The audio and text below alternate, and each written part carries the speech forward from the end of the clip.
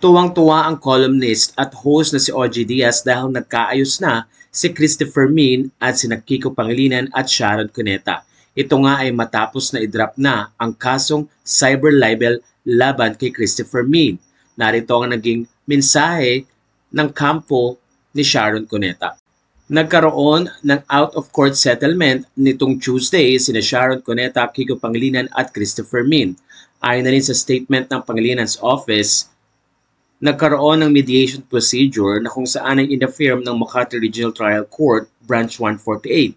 Ayon sa naging pahayag, we also manifested that due to the settlement, we are permanently desisting from pursuing the case.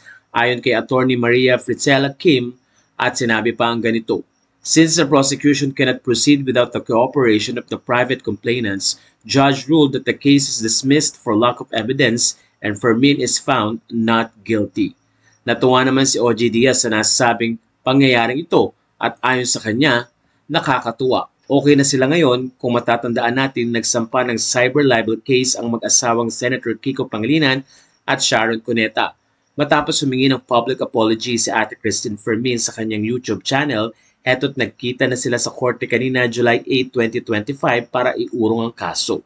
Sabi nga ni Ate Christie, kung nakapanakit tayo ng kalooban, marunong naman tayong humingi ng tawad. Hindi naman sa korte lang lagi ang lugar para ipaglaban ang karapatan at katotohanan. Pwede namang mag-usap ng puso sa puso hanggang sa pairali ng pagpapatawad, lalo na kung meron namang nabuong relationship noong araw pa.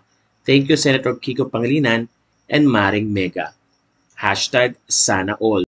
Sa puntong ito ay napakomment din ng mga netizen na naging maayos na nga muli at na-restore ang relationship ni Sharon Cuneta at Christopher Min. Napakaliit lang daw ng showbiz at maganda na nagkakaroon ng kapatawaran sa isa't isa.